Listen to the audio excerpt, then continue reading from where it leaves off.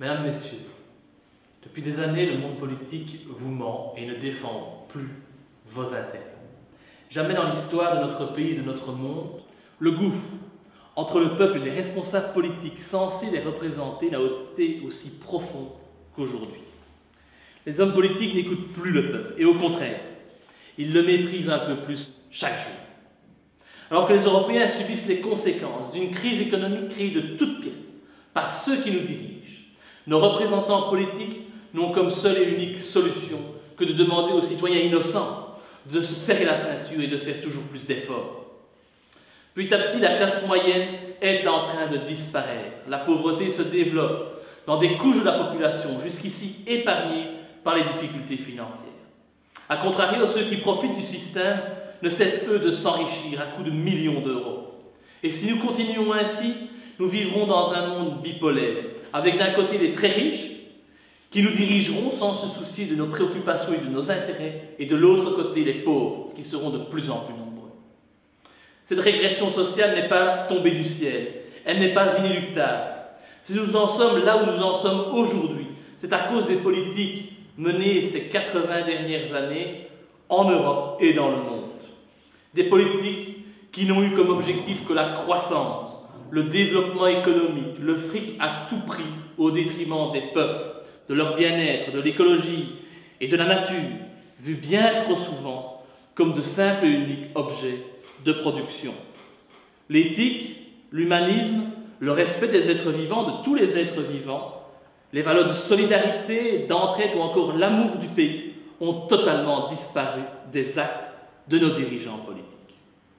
Et je peux vous le dire en connaissance de cause, car ce monde politique, je le fréquente au plus haut niveau de l'État depuis mon élection, en juin 2010, comme député fédéral à la Chambre des représentants. Et quand j'ai été élu, j'étais plein de confiance envers notre système politique. J'étais persuadé que les hommes et les femmes politiques de ce pays, mais aussi d'Europe, travaillaient dur pour le bien de nos concitoyens. Je pensais que le politique protégeait les habitants de ce pays, que les élus travaillaient avec sérieux et acharnement. Je pensais qu'ils étaient pour la plupart des élus intègres, qui considéraient le bien de tous comme leur seule et unique priorité. Après 3 ans, dans ce qu'on peut appeler le microcosme politique, je dois bien reconnaître que je me suis trompé, que ma vision ne correspondait pas à la réalité. Et donc c'est une énorme désillusion pour l'idéaliste que je suis. En fait, avant de défendre les intérêts du peuple, les politiciens d'aujourd'hui ne nourrissent qu'une ambition personnelle, qui les pousse à uniquement défendre leurs intérêts personnels ou les intérêts de leur parti. Aujourd'hui, tous les partis politiques sont soutenus financièrement par de lourds lobbies. Ce sont les intérêts particuliers et les intérêts financiers qui guident les décisions de nos responsables politiques. Et l'intérêt du peuple, lui, ne fait plus partie de leurs préoccupations. Ils se moquent des citoyens, car ils savent de toute façon que quoi qu'ils fassent, que quelle que soit leur décision, ils seront réélus lors des prochaines élections, puisqu'ils disposent de l'argent nécessaire pour mener leur campagne, mais aussi parce qu'ils sont soutenus par ce nouveau pouvoir de plus en plus omniprésent, le pouvoir médiatique, qui crée les stars, censure les opposants politiques et manipule le résultat des élections grâce à leur désinformation de plus en plus importante. Si vous saviez, comme il m'est devenu impossible de regarder les journaux télévisés de ce pays, pourquoi me direz-vous? Tout simplement parce que je vis l'actualité de l'intérieur au quotidien. Et cela me révulse de voir à quel point cette actualité est transformée par notre presse qui a oublié le sens de l'objectivité. Nous ne pouvons plus accepter des prix pour des imbéciles par ceux qui nous dirigent. Car si nous ne nous réveillons pas et que nous continuons de la sorte, nous sommes condamnés à aller droit dans le mur, avec des pensions que nous ne verrons jamais venir, des épargnes qui nous seront confisquées sur le dos de l'une ou l'autre crise financière à venir, ou des droits acquis qu'on nous supprimera sur l'autel de la compétitivité, de la croissance et du pognon à tout prix.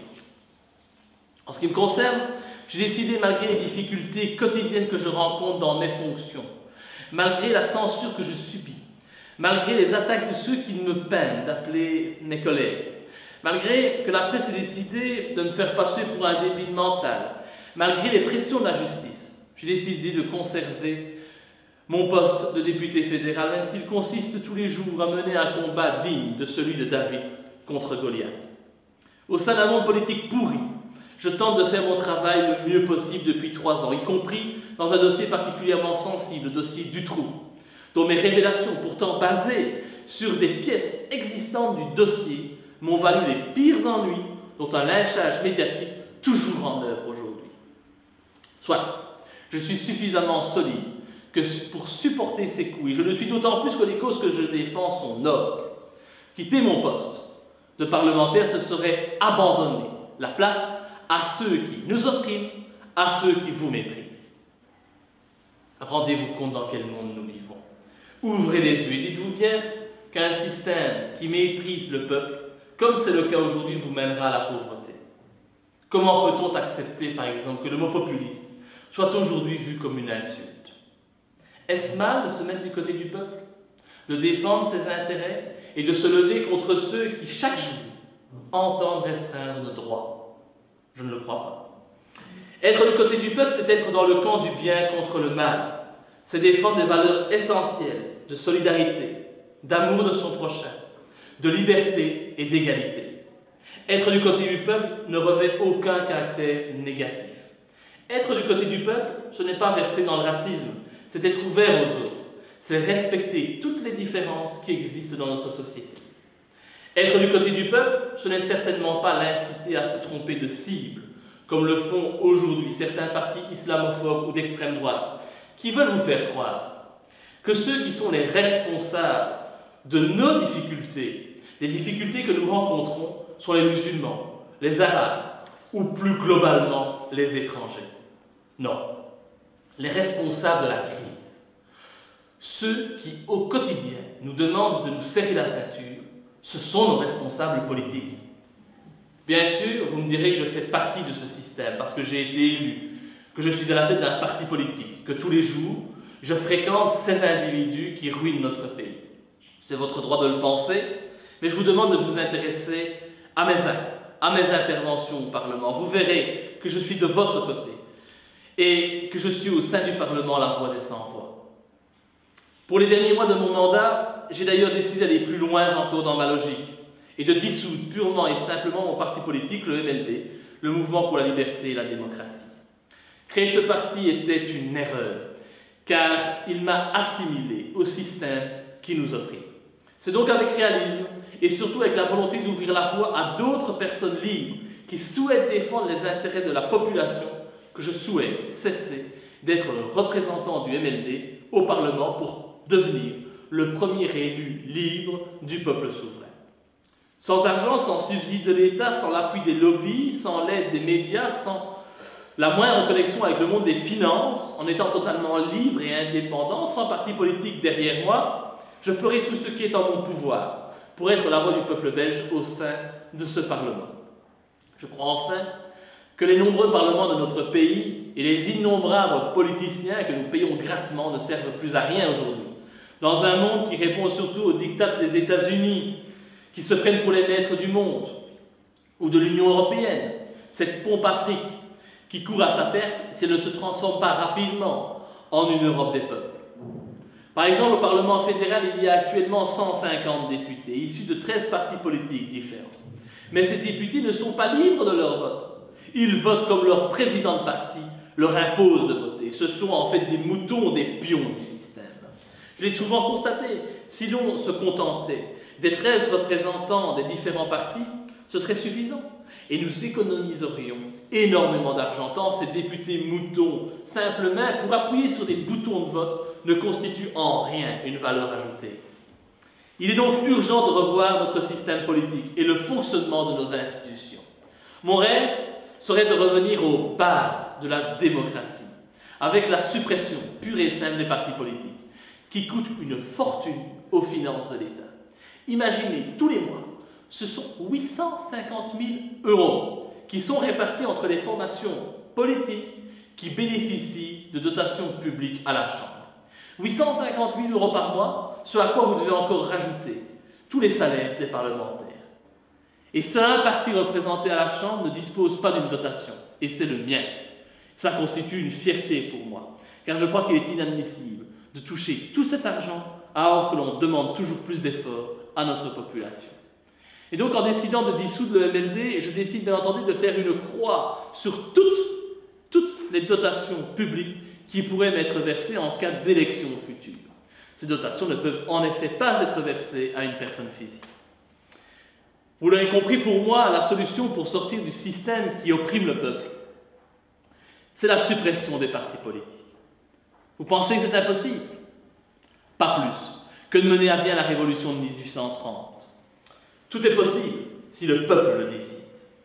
Si les Français ont pu renverser la royauté en 1789, si les pays colonisés ont pu accéder à leur indépendance, si les Islandais ont pu, tout récemment, renverser leur politique et prendre le pouvoir, les Belges sont capables de le faire.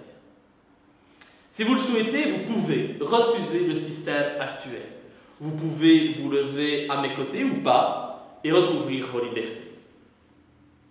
Imaginez comme notre pays pourrait mieux se porter libéré des dictats américains, des traités liberticides de l'Europe, des intérêts de la finance mondiale, des priorités des partis politiques qui ne sont pas les nôtres. Oui, un autre monde est possible. Pourquoi le Parlement ne devrait-il être réservé qu'aux partis politiques? Pourquoi ces partis touchent-ils des sommes folles, empêchant tout autre mouvement citoyen de naître? Pourquoi n'avons-nous plus rien à dire lors des élections? Pourquoi devons-nous toujours aller voter pour les mêmes individus? Notre Parlement pourrait sans problème devenir un Parlement du peuple, composé de citoyens normaux, tirés au sort, comme c'est le cas au niveau des jurys d'assises. Ces citoyens tirés au sort, sans le moindre quota linguistique, nommeraient les ministres sur base de compétences, et non comme c'est le cas aujourd'hui, pour placer les différentes personnalités des partis politiques.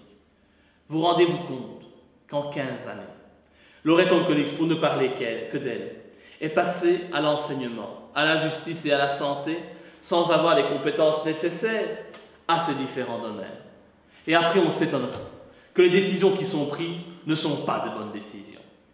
Il convient donc de changer notre système, et le système que je propose serait indéniablement le gage d'une réelle représentativité du Parlement. Et je sais que cette vision est partagée par de plus en plus de personnes en Europe et dans le monde. Il faut se dire que la politique ne doit pas être réservée à une élite, car sinon, il ne faut pas s'étonner que les décisions qui sont prises ne le soient uniquement dans l'intérêt des riches contre des pauvres, des puissants contre les faibles. C'est pourtant ce à quoi nous assistons actuellement, et nous devons y mettre un terme.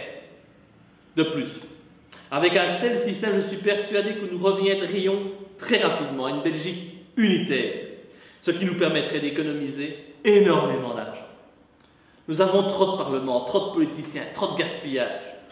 Au fond, nous n'avons besoin que de 3 niveaux politiques: le communal, le provincial et le national. Et ces 3 niveaux peuvent tous être composés d'élus tirés au sort. Nous reviendrions alors aux bases de la démocratie. Cette démocratie qui aujourd'hui est prise en otage par les partis politiques, les cordons sanitaires et les accords préélectoraux. C'est guidé par ce projet révolutionnaire que je terminerai mon mandat. Alors bien sûr, je suis conscient qu'il me sera très difficile, sans argent, sans parti et sans lobby, de conserver mon siège au Parlement lors des élections de 2014. Mais peu m'importe. Je n'ai que 32 ans et ce combat, je ne le mène pas pour moi. Je ne cours ni après une carrière, ni après le pouvoir. Je compte juste m'inscrire dans l'histoire de ce pays comme l'initiateur de ce mouvement citoyen qui, un jour ou l'autre, je l'espère, renversera le pouvoir en place.